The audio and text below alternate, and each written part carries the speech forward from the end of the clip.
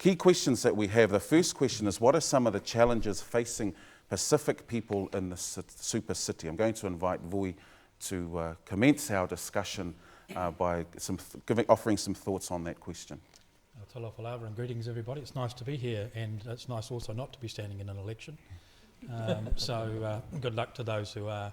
I think that first point is one of the challenges is in fact to get some of those Pacific candidates elected, either onto the council or to the local boards, or even onto DHB's licensing trusts, which are also being decided this weekend. And the only way that's going to happen is clearly for more people to vote. Traditionally, our Pacific communities have been in areas of Auckland with low percentages of vote.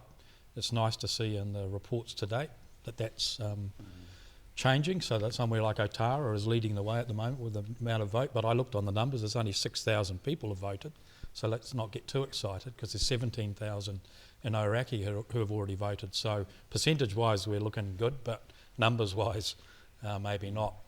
So getting people elected, getting people to vote, and I think in a general sense the Pacific population, the same as the rest of the Auckland population, just understanding what the super city is and how the constituent parts work, what do local boards do, what does the council do, what are CCOs, because they're actually going to have an enormous amount of say in the way in which our transport is done, our events, our economic development. There's a whole lot of people who've been appointed to those who are not elected that the Pacific community are going to have to try and engage with.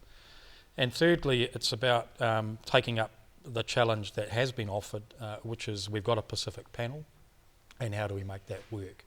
So there will be elected people, I'm sure. There will be Pacific people who will be elected, but there's also a panel that's going to have direct input into the council, to the mayor, and their working. So quite a few challenges, and as I say, very similar challenges to the rest of the Auckland population, is what does this new super city look like? How does it work? Because we're used to dealing with Manukau City Council, we're used to dealing with Waitakere, we're not yet used to dealing with the people who will be populating the new council, both in terms of elected people and those people who are working there as officers.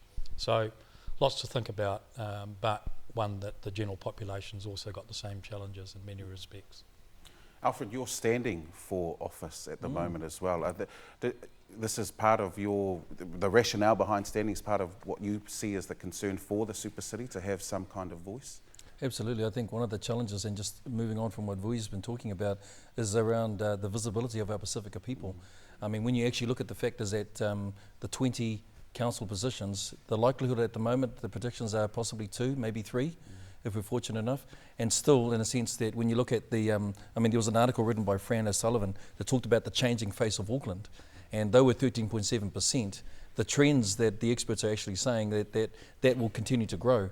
In fact, it's quoted here that our brightest and our future leaders for Auckland is our Māori and Pacific leaders that are coming through. So at the moment, I think we're still challenged by the fact that our visibility is not quite there in those positions of power and influence. And I think that's quite critically important, that we need to be thinking about that, not just once these elections are finished, about actually starting to plan for the future of what that looks like. And so to me, that's critically important, to ensure that we're in those spaces. And one of the things I think that's challenging for Auckland in particular is that it is truly a multicultural city compared to a bicultural New Zealand. And so therefore, how do we ensure that our multiculturalism is represented in those positions?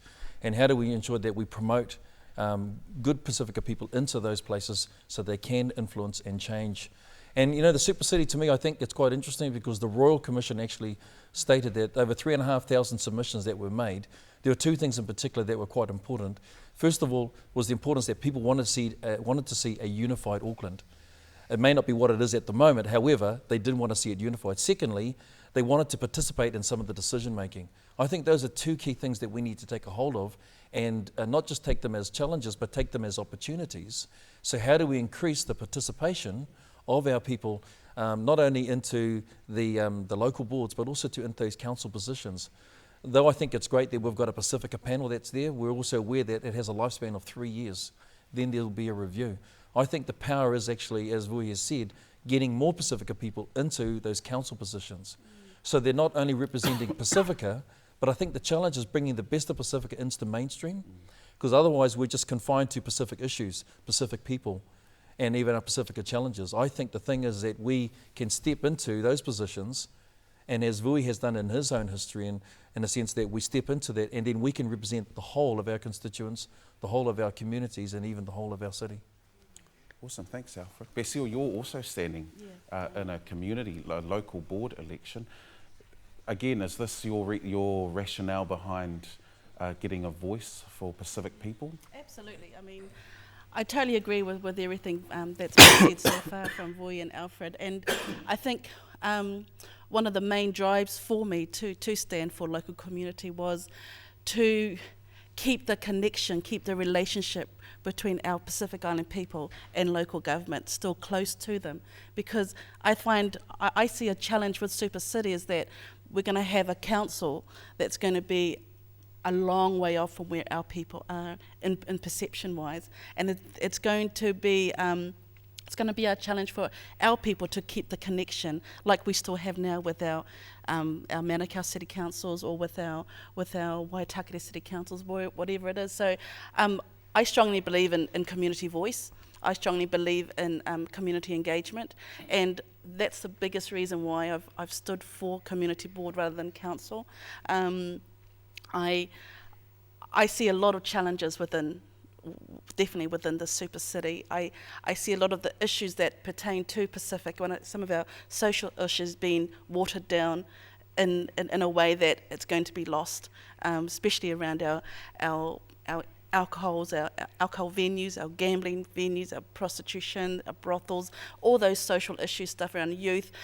Same as what has been said, getting our people around the decision-making table, getting our people around to really vote, and make sure that their vote counts. A lot of people I've spoken to, a lot of our Pacific families, they don't put they don't place an importance on local government voting, not the same as they do with central government. And so having that, giving them that information, making sure that they know exactly how important it is for that their vote is for local government, and the importance of how they can actually have a voice to be heard. So all of those things that I see the big challenges around Super City.